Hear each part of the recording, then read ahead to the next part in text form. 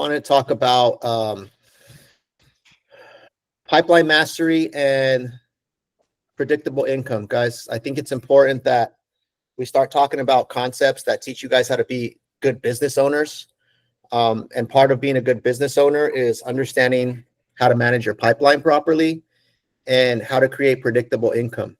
So I want to talk about just, it's going to be more of an open conversation. I have some talking points, but you guys can all share like what's working for you as well. But what I've realized is that a lot of agents, what happens to their income is it goes up and down, up and down. They might have a couple hot months and then all of a sudden nothing. Then all of a sudden it goes up, stuff like that. And that's happens often in the real estate industry, but there's ways to kind of solve that issue and mitigate that by just understanding your pipeline, understanding where your leads are coming from, understanding and being able to forecast forward. Like, hey, what do I have closing this month? What can close next month? What can close in 3 months? And so I want to talk a little bit about that and kind of some strategy behind that, because I think it'll allow you guys to create a more consistent business and really start kind of wrapping your minds around thinking like a business owner. So if you have a pen and paper, something to take notes, or your phone or whatever, I definitely recommend you take some notes as we talk about this. And even think about it in terms of where you're at in your business, right? So how does it apply to you with the things that I'm going to go over? So let me pull up this document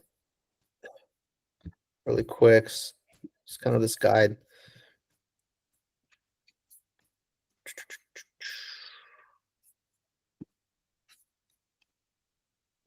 All right, you guys able to see my screen? Mm-hmm. Okay, so objective, help agents build and manage a predictable 90-day pipeline, improve lead source ROI awareness. So where are your leads coming from, what's working, what sort of return on investment are you getting from the different lead sources? And then also implement some sort of weekly pipeline review habits that'll help you lead to more consistent closings, right? So that's kind of what we're going to talk about. Just really quick, like I kind of started off with, so why is pipeline mastery? Why does that equal predictable income? Well, number one is like you don't really rise to the level of your closings. You're going to fall to the level of your pipeline, right? Anybody can close one deal, right? That's easy. But to have a consistent pipeline where deals are closing month after month, every single month, that takes some sort of skill, that takes some sort of strategy, and it takes awareness of where your business is at, right? You also got to remember, guys, that every deal you close is going to be the result of actions that you took 30 to 90 days ago, right? So whatever you're closing today, this month, right, or whatever is about to close, that's something that you worked on 30 to 90 days ago, right? So I want you guys to think of it right now, right? What deals do you guys, if you have any deals right now that are either active, pending, in contract, think about those. And when did that conversation start? So raise your hand and like tell me what deal do you got right now going on? Blanca, what do you got? Our buyer's closing, and then we're gonna list their home. Okay, so the buyer's closing, that's the one with Patrick, right? Yeah. And then you're gonna list their home. When did you actually start talking to that client? Oh my goodness. I think in More or less. Yeah, I think we talked to them in, I think it was April or May. Right? April, May, right? Yeah. So April, May, June, July, now we're in August, we're 4 months later, and you're finally going to see a paycheck soon from that one for the closing. Yeah. And then we're going to be listing their home, right? Mm-hmm. What else? Mark, you have a listing on the market right now, your condo. When did you start talking with that guy? Oh boy, let me go take a look. When I put him into the system, Steve Gans, 6 months ago. 6 months ago, right? So even with listings, it takes a little bit longer, right? But Yeah. sometimes you start talking to them, and then you'll get to a point where you meet with them, and then you walk the property, and then you decide, okay, do we want to list the property, right? And we did some upgrades that took some time too. And Yep, absolutely. Shri, you just closed the deal, right? You just closed a deal recently. When did you start talking and working with that? We started seeing homes from March, actually. March. Yeah, right? March last we started. Yeah, from April. You just closed in what, July? Yeah, yeah. So yeah, exactly. When they closed, we saw the BBR and they were like shocked. Shit, we are looking from last 90 days. Yeah. There you go, right? So, I mean, that just further goes to prove the point, right? Is that every escrow you close is a result of the pipeline you're building. It says 30 to 90, but it's probably more 90 plus, right? Days ago, especially in today's market where things are, a little funky sometimes. Yeah. And so, most agents experience the income roller coasters because they only focus on what's urgent right now and not what's incoming, right? They don't focus like, okay, well, what do I got coming down the pipeline? They're only focused like, okay, I got this one buyer right now. I got to hurry up and get them in escrow, which is important, right? You got to close the ones that are hot right now, but then you also have to, at the same time, think, well, what do I have for next month, the next month, the next month?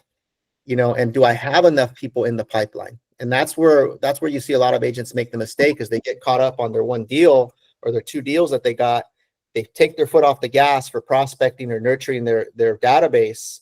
And then once that deal closes, or if you have bad luck, that client decides to put things on pause or hold, now you're back to the drawing board trying to come up with another deal, right? And that's why you have that income roller coaster. Mhm. And so you guys are at a point now where you guys have closed some deals. So now we got to teach you how to make that consistent, right? Where every month you're closing 1, 2, or more deals every single month, right? And it's the pipeline mentality. So if you can write down anything right now, write down, I must always have a pipeline mentality, right? I always got to think pipeline, pipeline, pipeline, right? Not just one deal, one deal. Does that make sense? Okay, so this is what I want you guys to think of, and I want you guys to write some stuff down right now. How many real motivated clients do you have in your pipeline right now that can close in the next 60 to 90 days, right?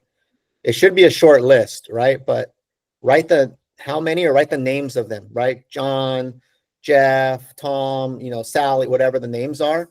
Just a quick little jot down somewhere of real motivated, not the ones who are, well, they still got to get pre-approved, or they're still kind of thinking about it. Not those ones. Those aren't real. I'm talking about the ones who are either actively searching, or they're in contract right now, or you're showing homes, you're writing offers, or you're on the market right now. That's really what's coming down the pipe for you guys, right? Mhm. So everybody take a minute to write those. Just list those down that come to the top of your head.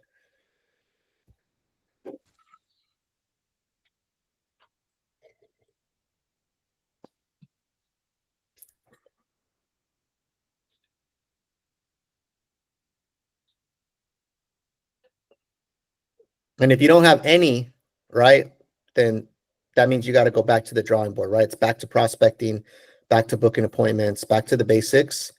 If you don't have any, which some people might be in that boat right now, which is fine, but back to basics, right? Back to getting into action with people, right? Meetings, consults, showings, stuff like that.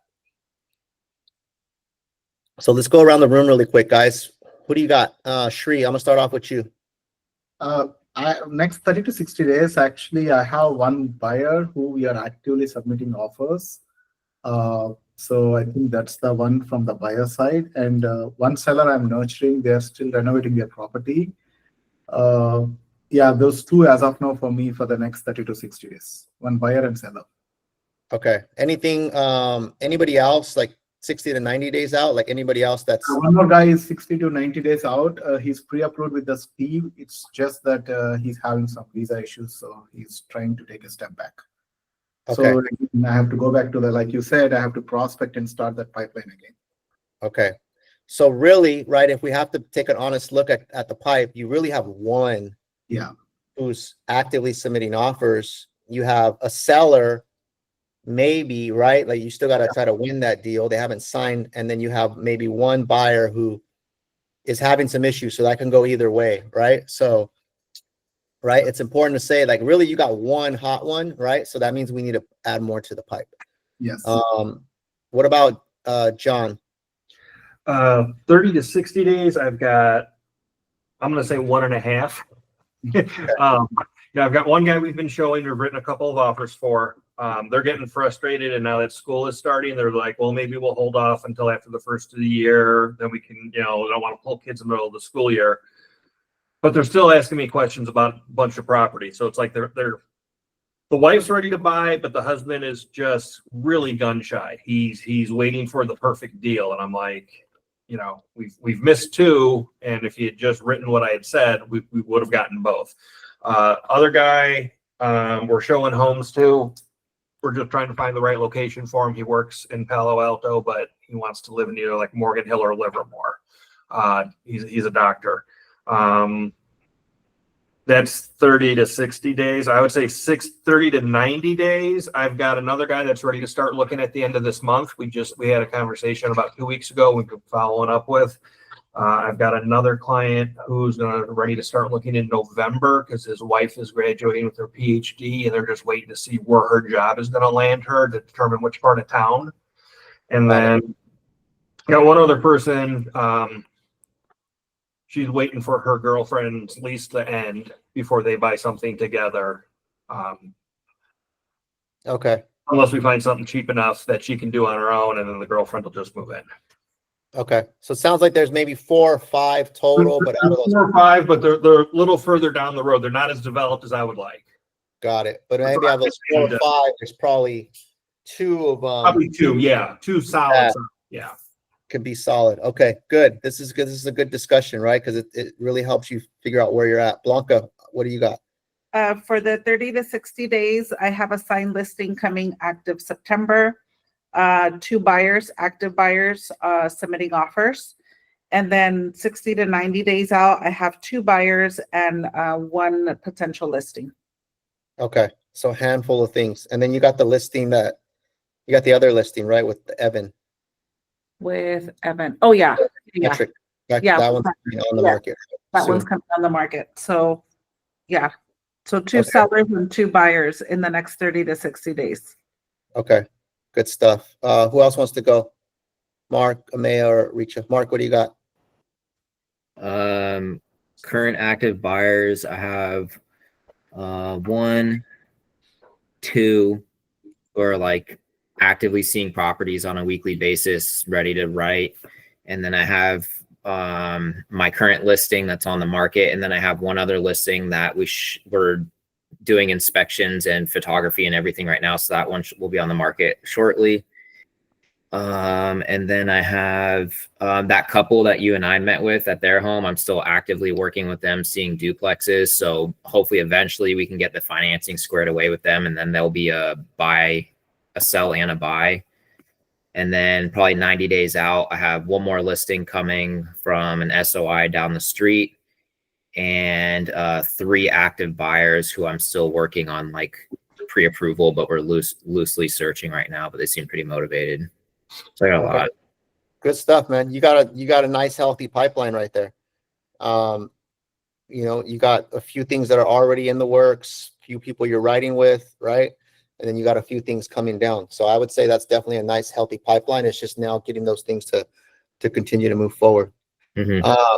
Amaya or Richa, what do you guys got?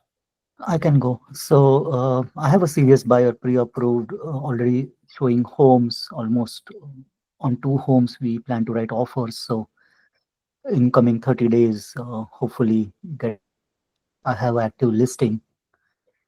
For the 60 to 90, I have 2 buyers. I did the consult, the initial consult, and 1 is traveling, 1 is just holding off. So hoping to get them in the pipeline for 60 to 90. Okay. So you have at least 2 you're listing and a buyer that's really active, and then you got maybe another 2 that can come down in the 60 to 90 day pipe. Okay. Right. Richa, do you have anything? Yeah, I have 1 who is like 30 to 60 days, and 2 that are more like 60 to 90 days anywhere. And the one I have couple more, but they are at the fence, still. Okay. Yeah. Okay, great. So you got at least 3 that are within 30 to 90 90 days. Yeah. Okay, perfect. Dev, how about yourself? You still there? Dev? Yeah, I'm still here. I'm sorry, I'm currently outside, so my camera's probably not going to be good because of Wi-Fi. But I have 1 hot buyer I'm actually actively working with. in the next like 30 to 90 days that I'm planning on getting a contract. Couple with one child, looking predominantly for a good school district, like looking around Los Altos High. I have around 3 to 5 people that are kind of on the sidelines for a variety of reasons. Economic uncertainty, just a change of life, but these are all things that they're kind of things they're waiting on that might kind of change. So I would say about like 3 to 5 people on the sideline, but only one person that I'm actively showing every weekend and kind of almost there to write up. Okay. Okay, great. Okay, so we kind of all, right, we kind of all see where we're at, right? I would say if to have consistent closings every month where you're at least closing 1 or 2 deals a month, you need to have at least 3 hot clients at any given time, right? At least 3, and then you should have a couple more that are down the pipe, right? So I would say maybe, 3 and 3. Like if you have 3 hot right now, it could be a listing that's on the market or about to hit the market. That counts as a hot one too, because that one's going to market. Or buyers you're actually showing homes to, and you're going to write an offer any day. Those are hot, right? So I would say your goal should be at least 3. And then you should also have like 3 things that are coming down the pipe, right? Because if you have 3 and 3, even if 1 cancels or 2 cancel or something happens, you at least can ensure that you're going to get, build that momentum to hit at least a deal every single month, which is a great pace to be at, right? At least 1 to 2 escrows every single month. If you're closing 1 escrow a month, you're doing pretty good. If you're closing 2 escrows a month, you're doing great, right? So I would say, let's not shoot for good, let's shoot for great, right? And have everybody have a goal to at least close 2 deals a month, right? So if you want 2 deals a month, you have to have, more than that in the pipeline, right? Because things can change. People can put things on hold, right? But you'll be at top producer status, in our whole county if you're closing 2 deals a month, right?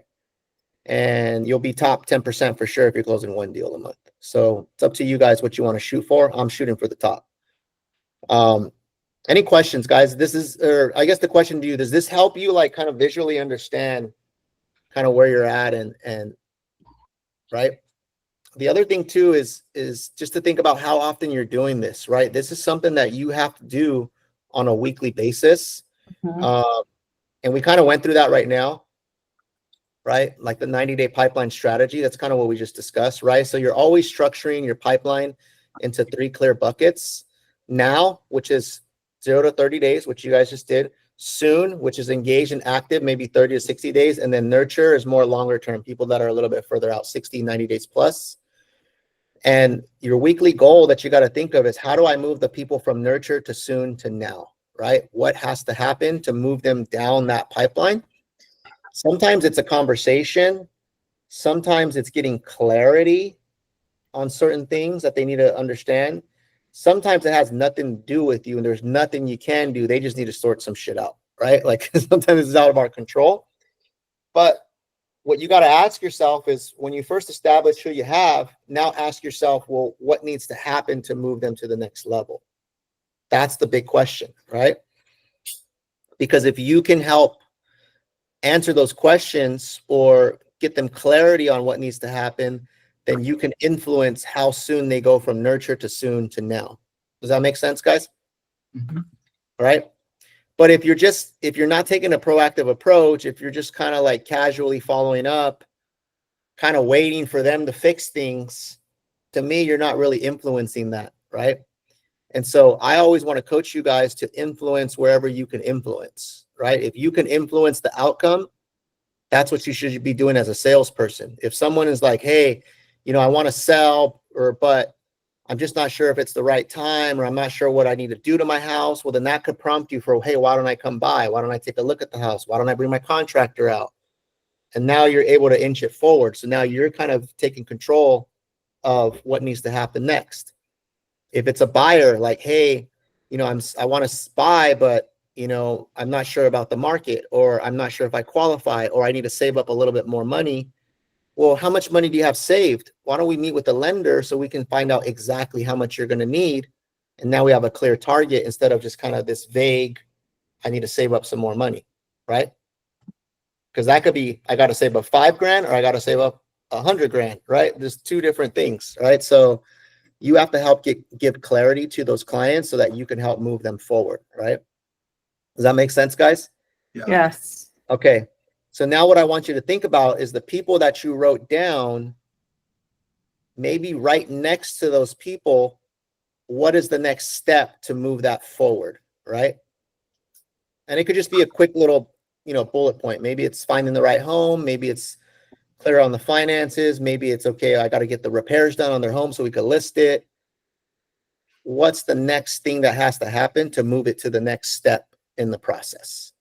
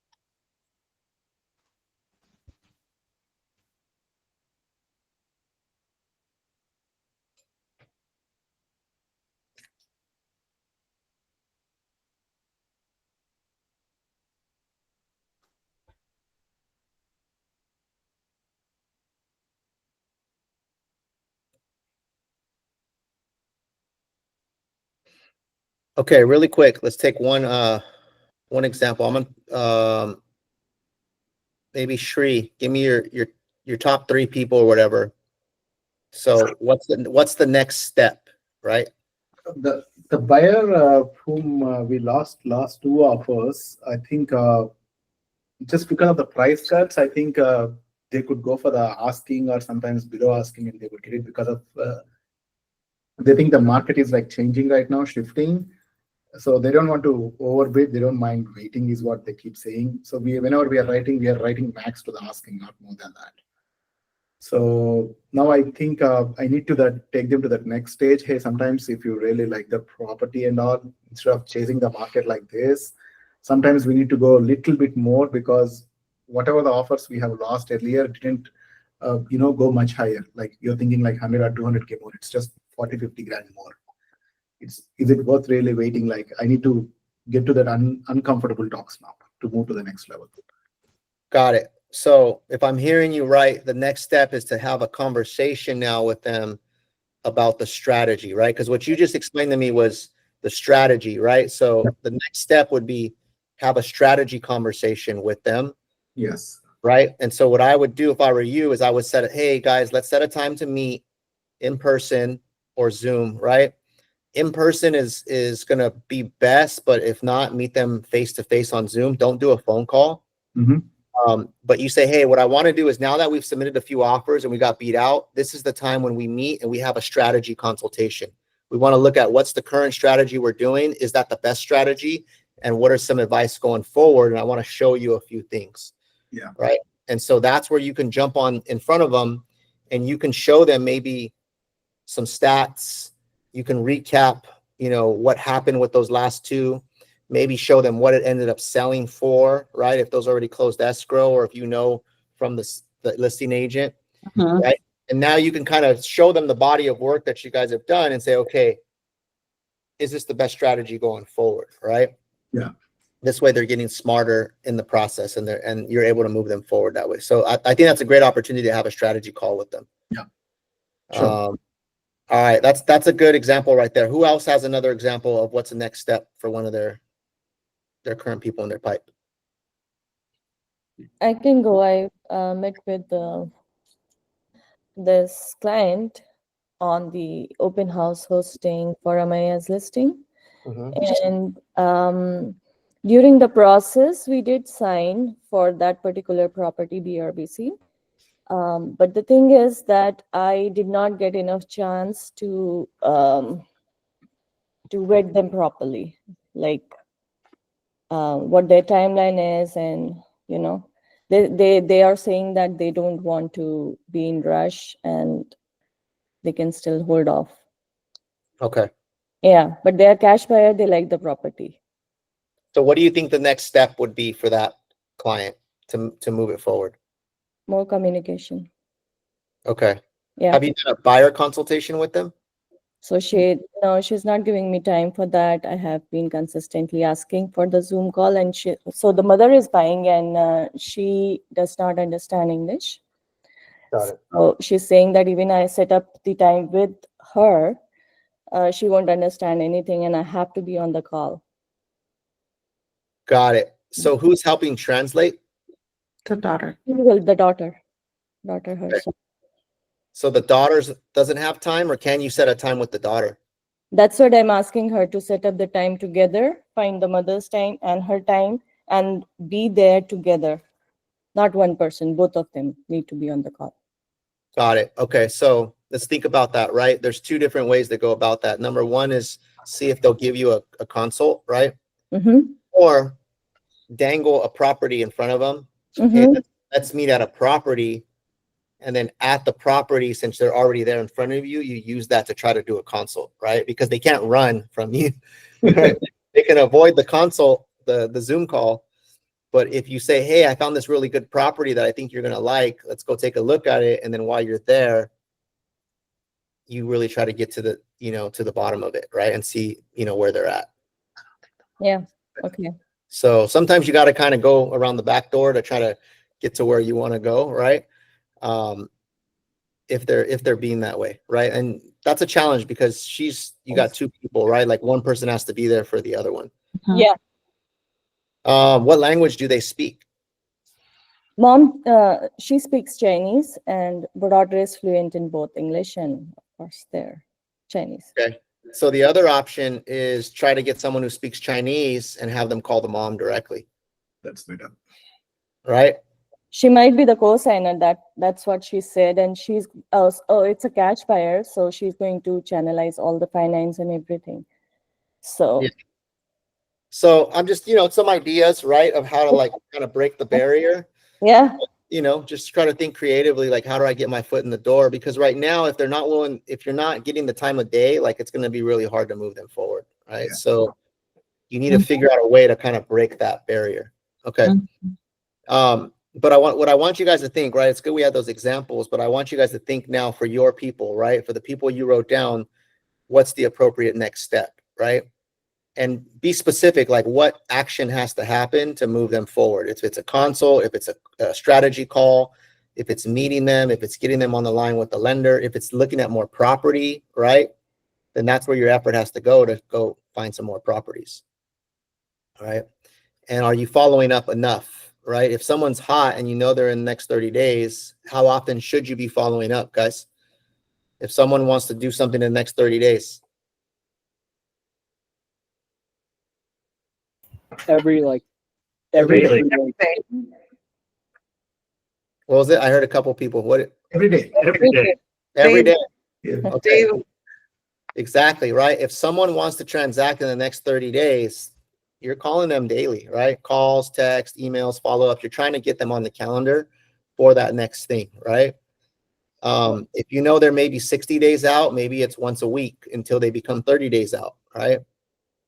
If they're 90 days out, maybe every couple of weeks until they get to a 30-day, and then you're following up more often, right? So just making sure you guys know that the follow-up needs to be there when someone is saying, hey, I want to get something soon. You got to keep that momentum going, especially the ones where you're showing homes to them and like you're actively taking them out.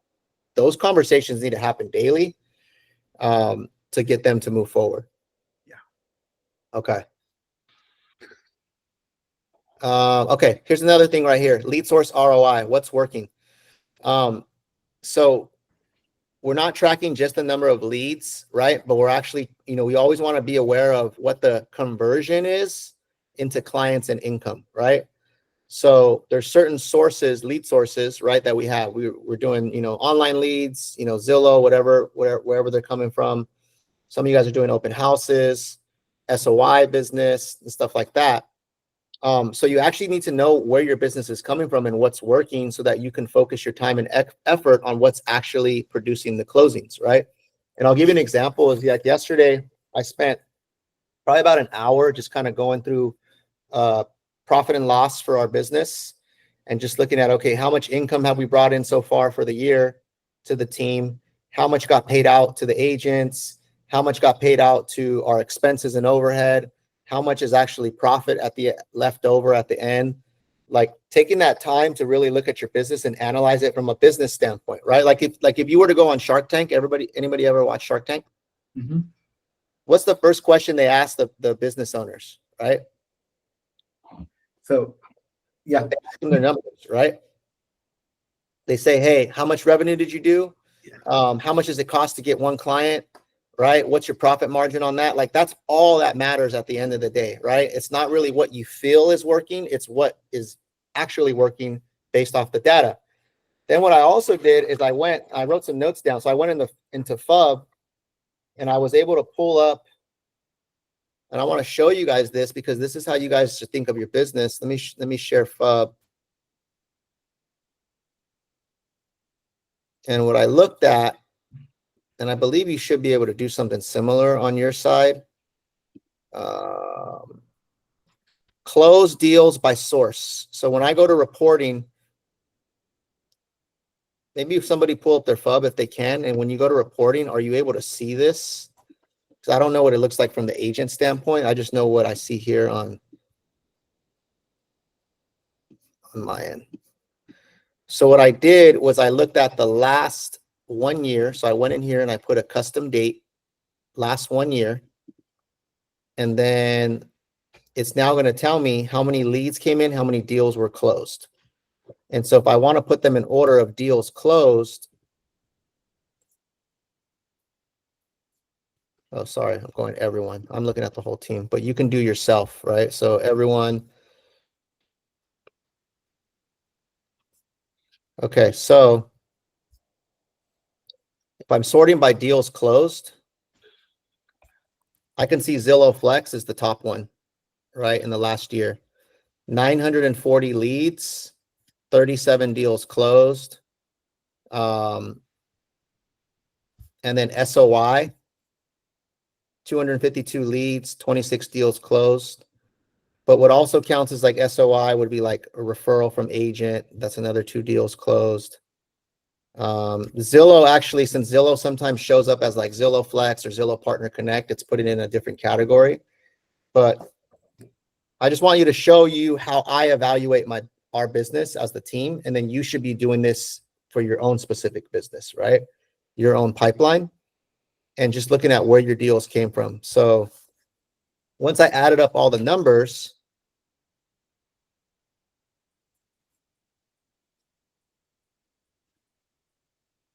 I'll kind of show you what I came up with. How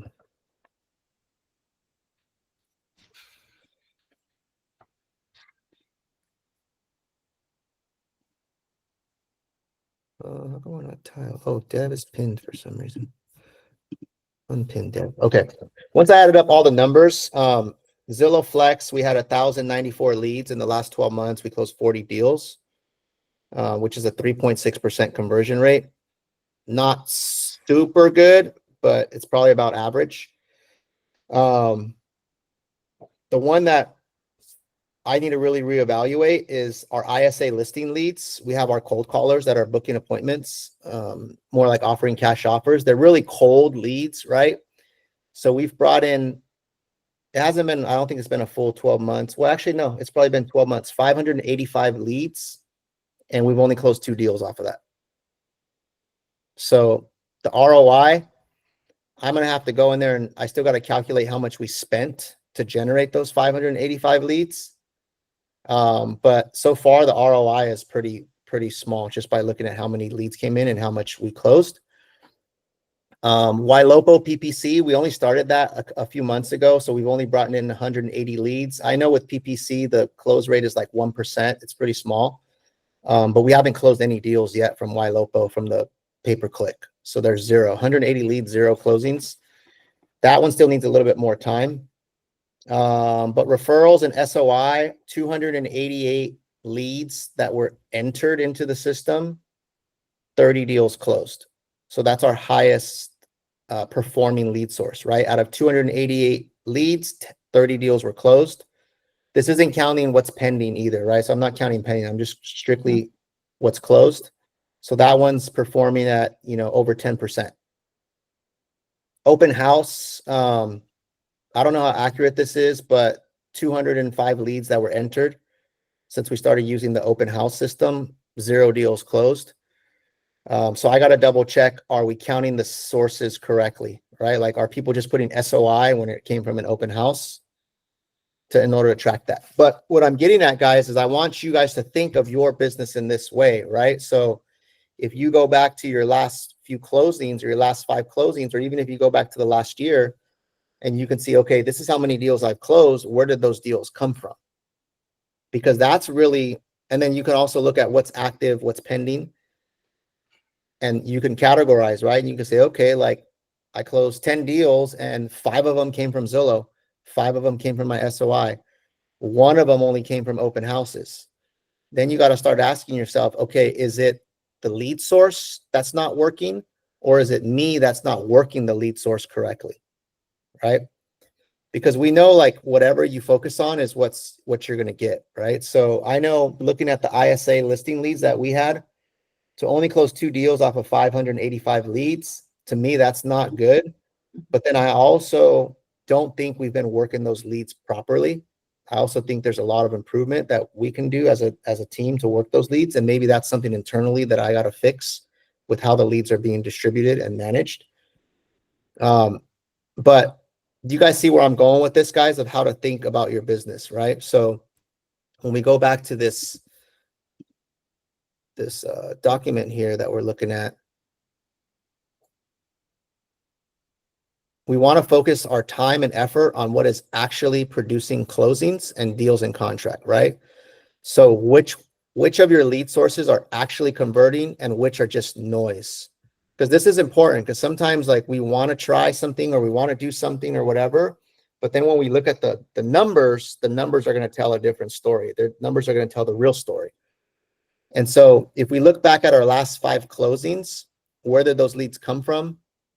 And then we want to double down on our 1 to 2 top sources, and we want to maybe deprioritize the rest, right? Because there's also something where if you're spending time over here on something that's not working, you could be putting that time over here where it is working, and you're going to get results a lot faster. Does that make sense? Yeah. Okay. Are any of you guys able to pull up your follow-up, boss, and show me what you see on reporting?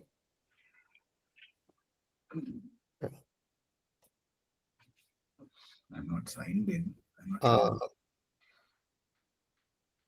I can do that. I Okay. don't have, but I can do that. Yeah. Okay. So can you just pull up follow-up, boss, and then share your screen with us? I want to see what it looks like, because I'd want to walk you guys on how. Okay. Now on reporting, just click on, okay, so this is your deals, web leads, all leads. Click on where it just says reporting at the top. Or maybe it's overview. Okay, there you go. So close deals by source. So go to close deals by source to the right. This one? Yes. Okay, now see where it says lead, go to top where it says web leads. Where? On the drop down menu on the right. To the right of your screen, to the right. Yeah. Yeah. W. Yeah. Click on that. Hit all leads. Okay. And then now go to this week where it says the time frame, this week, Monday through Sunday. Click on that. Okay. And then you can pick this year, or maybe all time. I'm sorry, go down to all time. The very bottom one. Okay.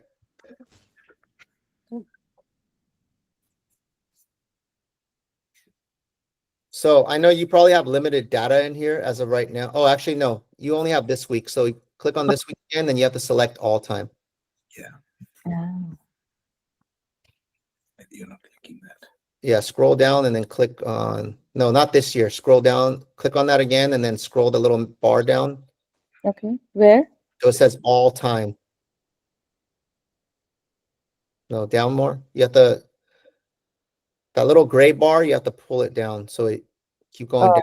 okay. This one. All time. Awesome. There you go. Okay. So now let's look at scroll up a little bit so we can see your numbers. Let's stop right there. Okay. So now this is all time, right? So if you look at her at Richa, you can see the 3 deals she closed all came from Sphere, right? Those were all marked as Sphere. And if you click on that number 3, This one? the number 3 where it says deals closed, yeah. Okay, now we can see those. Were those all Sphere deals that you brought in? Yeah. Okay. Okay, now hit back Okay. to go back to the previous screen. Which is, Just your browser, hit the back. There you go. Okay, so this is a good exercise for you guys to do, right? Is constantly look at this. Is you go by close by source, and then you can see how many leads you got for each category, and you can see how many deals you've closed. Now, what this is not going to show you is not going to show you any deals that you have active or pending.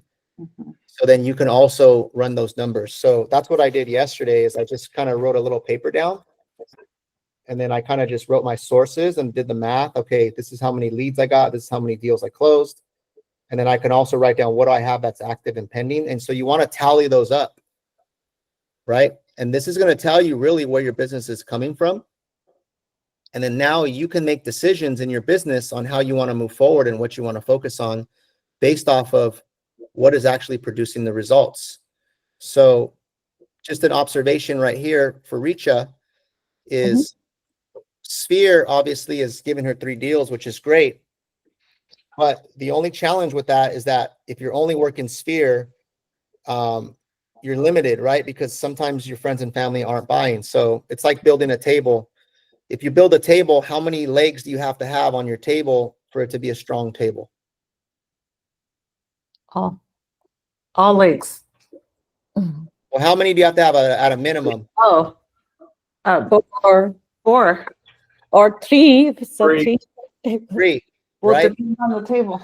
We can have the base with the net in If it place. has legs, it can balance. You know what? So at a bare minimum, you need 3, right? Yeah, Because overall. balance. with 3, you basically have like a stool type of table, right? Or like a little bistro table, Mhm. right? But with 3, you have a solid foundation. That thing's not going to break, right? Like it can hold weight, right? 4 is sometimes good because if one of them falls, you still have a really solid foundation. But at the minimum, 3. But if you only have 1 leg on your table, right? Like I'm just using an extreme example of Richa, right? She only has Sphere. If for some reason her Sphere stops buying and selling, and that's the only thing she's focused on, she's going to have it's going to affect her pipeline, right? So that's why we always recommend you have 3. And the 3 that I would recommend that are the lowest hanging fruit in our atmosphere right now, in our environment, is going to be obviously your Sphere. That's you definitely want to work your friends and family and your network. Open houses, right? Because those, you can sign up for an open house, you can go out there, you can meet a few clients, and boom, now you got some opportunity. And then online leads, right? Online leads, Zillow, Redfin, the leads that are coming in that you guys get from the team. The good thing about that those 3 pillars is that 2 of those are agent generated, which you get paid more on those, right? Your SOI and your open houses, those are all agent generated. So you get paid more on those. And then obviously the online leads, you're going to get paid a little bit less, but there's a consistent flow of online leads that you can tap into. Right? Question? Yeah, so I bought the leads. I put it on the Sphere. One of them is my own in relation, but other 2 I worked on because the zip codes were not on the Zillow Flex. Okay. So I still put it in Sphere. Okay. So out of your 3 deals, which one was truly Sphere and which one was like a lead that you got from somewhere else? So one Rishabh is my family, Okay. and Eugene and Vasey were bought the leads and worked on it. Okay. Perfect. And- Okay. That's good. That's actually better, right? Because now it's diversified where you have 2 different Mhm. two different lead sources, right? You have one Sphere and two more online leads. Yeah, I'd still put it in Sphere because I don't want to mix it up with Zillow Flex. Okay, Because I already paid upfront with my own money. got it. But for you as a business owner, right? Because you guys are all business owners, it's important that you notate that in there. And when you're running your numbers, you say, hey, this lead came from Zillow, you know, my own personal Zillow. This way, you know where your business is coming from, right? Okay. So you want to notate that somewhere when you're running these numbers and you're analyzing your business. And then now you can make a decision, right? Hey, I know the Zillow works, so I should still work, you know, Zillow leads. I know my SOI works. Maybe now I got to add in some open house opportunities. And now I have a well-balanced, you know, table with 3 numbers, right? Question mark? Yeah, I'm actually noticing that one of my deals isn't recorded here in the system. What I don't want to get too much into the personal, but what should I do? Message me and then we'll find it. Okay. Just message me which deal it was or which name of the lead. Okay. Yeah. Did it close already? There's no way. Yeah, a few months ago. Okay. Send me a message, bro, and I'll take a look at it. Okay. It could be that maybe it wasn't updated. The status wasn't updated to closed or something. That could happen, which is why it's not showing in that report. Okay. Back to this, guys. Thanks for showing the pipeline there, Richa. Okay, so you guys know what to do, right? Now we're looking at our lead source ROI. This is something you got to spend time doing, guys, right? You guys got to take the time to do this because this is truly going to give you clarity on your business and it's going to allow you to make decisions on where I put my time and effort into, right? Look back at your last 5 closings or maybe your last year, whatever you want to look at, right? I would look at all of them and just really kind of geek out on that. But now this gives you really good clarity of how much business is coming from one source, from the other source. And now you know, okay, am I on the right track? Just keep doing what I'm doing, or no, do I need to change something and start making a move or focusing on something else, or double down on one of the other ones because that one's working more. Okay. Last part of this training, guys, is a weekly pipeline review. This is a habit, right? So what I would do is I would put some time in your calendar, at least 30 minutes, right? Like if you get good at just looking at these things really quick, you can knock this out in 30 minutes. But it's really good to have this sort of discussion or this thing in your calendar, maybe on a Monday or on a Friday when you're starting off your week. I think it's good to start your week off this way because now you have clarity going into the week of what I got to do. When you do stuff on Fridays, it just depends. Everyone's different, but sometimes like after the weekend, you might have forgotten about everything.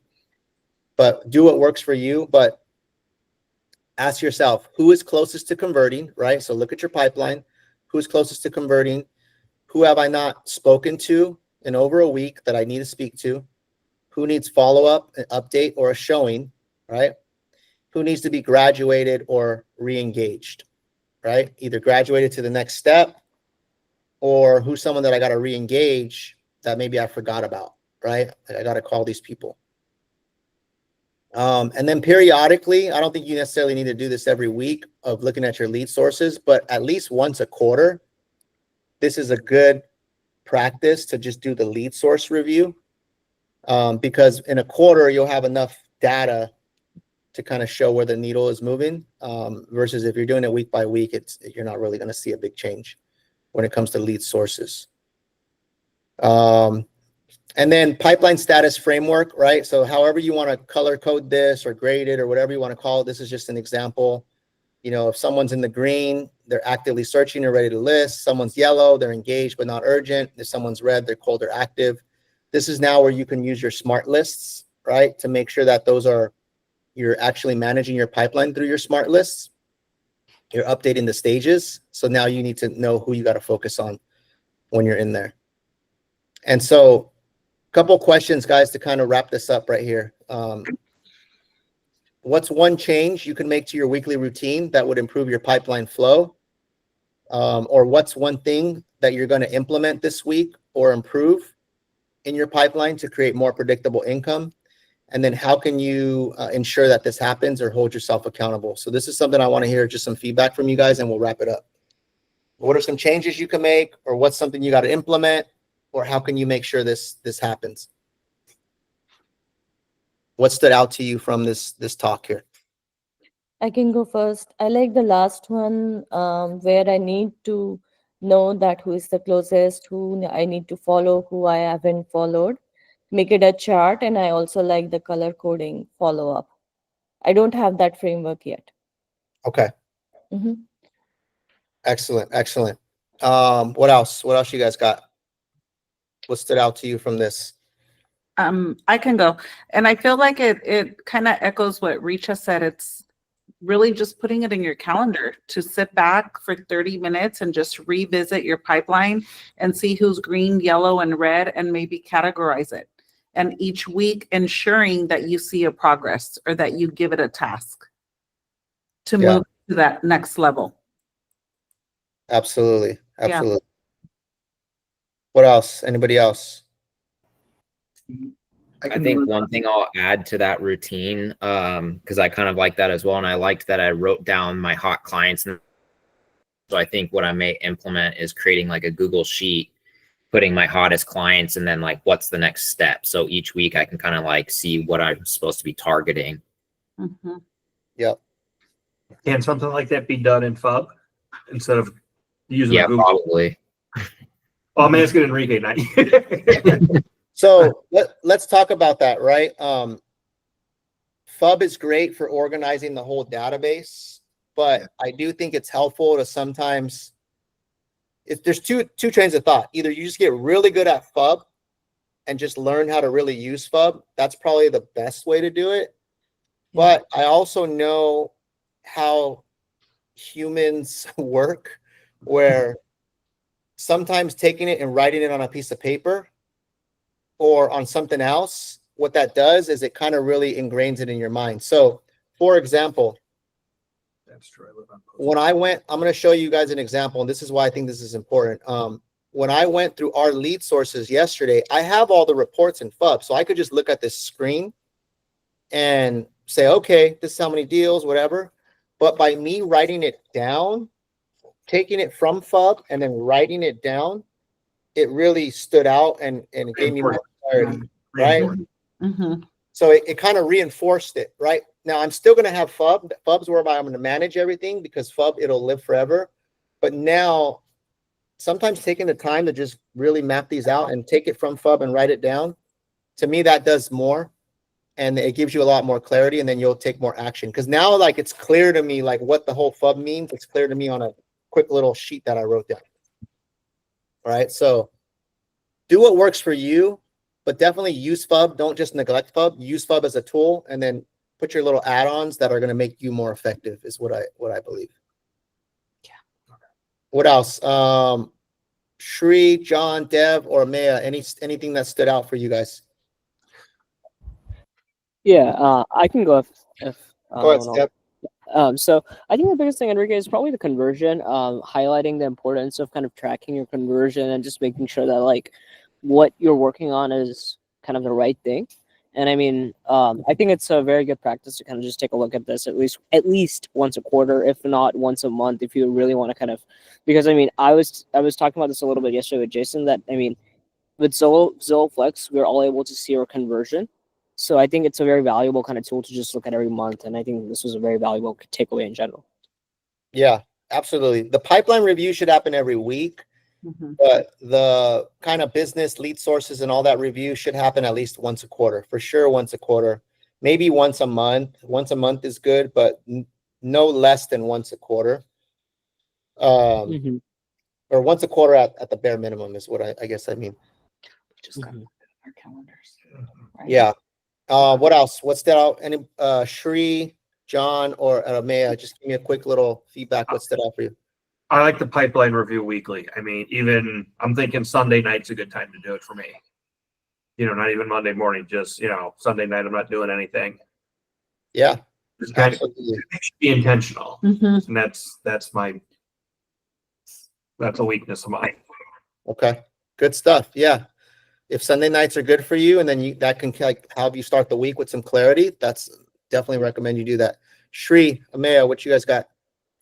I can go. So for me, that's what I'm trying to analyze, like what I'm doing wrong now. So I think, like you said, what stood out for me is it's better to write, because in FUB usually we put it in follow up and callbacks, but when your CRM has become too much, I think there will be some cracks in that, and we'll be missing out on some leads, I believe.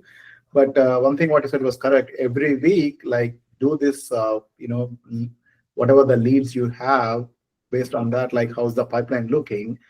Whenever you do the follow-up, you better write it down. And whenever you think that you have 4 leads and which comes back to the 2, again, go back to the board and think that what lead source is working for you, double down on that to add to those 2 leads again, because you have lost 2 leads.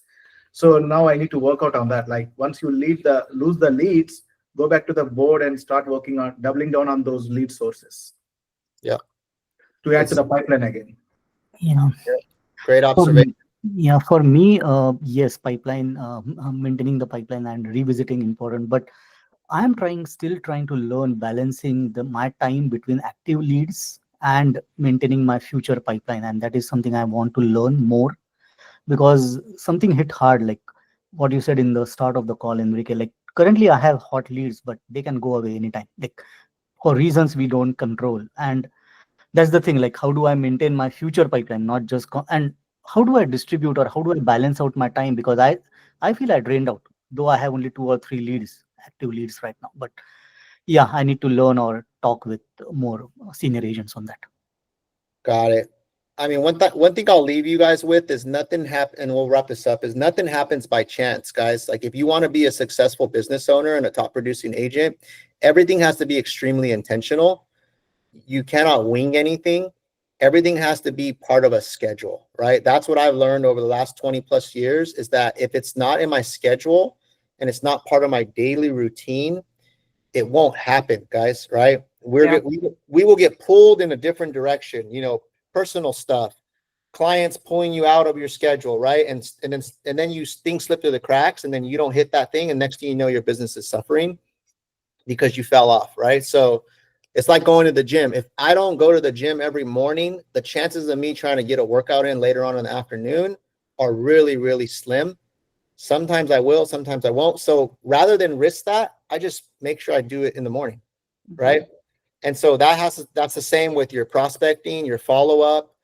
You need to know what your day is like and have self-awareness of like, I know I'm going to have time here, or I know I'm going to have time here. Everyone's schedule is different, right?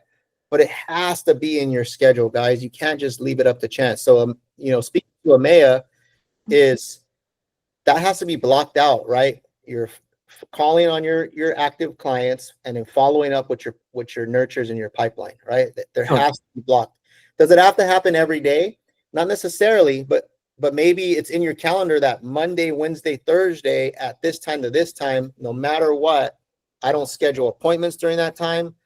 I schedule an appointment to follow up with my leads, right? Sure. And so that's where you get self-control. Enrique, I know we are running out. Just one more suggestion. I heard in the start of the call, John say something about his client. Not to go into personal details, but a training on that, because I also dealt with similar. Like the buyer got frustrated. They lost on 2 deals and they were close. And then the husband wants a great deal. Like everyone wants a great deal. But some live examples, without going into the personal details, how do we go through these experiences, right? Because this is real world experience. These kind of trainings are going to help a lot. Yeah, that's a great topic, guys. We can touch on that next week. Maybe that'll be a topic for next week of how to, strategies to move your buyers forward, especially when you've written offers and stuff like that. But I think that's a good strategy. There's multiple steps that are involved, I think, to get someone to move forward. It's not just like a one thing. And so I think that can be a whole training in its own, where we go into some detail on that. So I'll maybe reserve that for next week. Blanca, you got some? Yes, we do. We are having issues with the Redfin app. Can we have a training on that? Like their version of the Zillow app, Yeah. Not the regular one, like their partner app. Yeah. When I pull up Flex, it shows me all my clients. Yeah. When I pull up the Redfin one, it shows everyone. Everybody. And you can't sort by agent. So if I don't remember someone's name, I have to go through and look through my, it's weird. very cumbersome. I don't mean, know if it's- maybe we have the wrong one. That's, No, I think it's because we have a team account. And so the maybe when you have 77 a- leads here are just our team. yeah, maybe when you have a team account, it's just showing everyone in the whole team. I'll ask, let me Okay. find out about that because So the ones that haven't been contacted, can I hit them? well, remember those leads are probably in FUB. They're not. No. It doesn't go into FUB. That was my next question. Do we have to manually enter them into FUB? They do not. No, so Go so just like last week, they rolled out an integration with FUB. And so Oh, okay. I just set that up. So going forward, your leads should go into FUB. Okay. um, That would clear everything up, then that would be great. Okay. That is something that just happened, guys, like within the last week or two. Okay. Who raised their hand? Who else said something about that? I was about to support that because for eSpay, it does automatically brings to the fob. Okay. Yeah, I Now- know I just turned it on, guys. Like, they sent an email saying like a week ago saying FUB is now integrated with Redfin. I went in there and I turned on the integration in FUB. And they Okay. said that going forward, all our team leads from Redfin should go into FUB automatically. So But Enrique, what they are saying is when we open our app individually, we see every lead there. yeah, so that part I got to figure out because I got to see if there's a way to sort. I don't know why they would do that. That just makes it confusing. Okay, I'm gonna write that down, guys. I'll get you an answer on that. Thank you. And then next week we can train on, moving people forward, right? Yeah. Okay. Anything else, guys, before we wrap up? Oh, one last thing I want to show you. You guys give me 2 minutes. Can you search? So this is a tracker, like my own personal just tracker that I've been using for years now. You can customize it however you want, but it's just a simple spreadsheet, guys, where some of you guys have seen this. I just don't know if you guys are using it, but it's my own like to-do list, right? I sometimes, if I write stuff on paper, I end up like losing these papers or I have a bunch of papers floating around. But like when I need to get stuff done, I have this simple to-do list, right? You can build a spreadsheet out yourself if you guys know how to do that. If you want a copy of this one, a blank copy, you guys can as well. I could put goals here, right? Where I can say like, okay, my goal is to follow up with 10 clients, and then I can, track it. My to-do list of things that I got to take care of. Any upcoming projects that I'm working on or that I want to work on. Partner agent. Yes. And then Partner agent. any active clients as well. So maybe if I have my active clients, this is kind of like this is like to replace just writing stuff down on a notepad. But if any of you guys want that, hit me up and I'll send you a blank copy of that if that could be useful for you guys. Okay. That's all I got today, guys. Mark, message me on the side about your deal and then we'll get that updated in FUB. Thank you, guys. Hit me up if you need anything. Thank you. Thank you. Thank you. Same thing.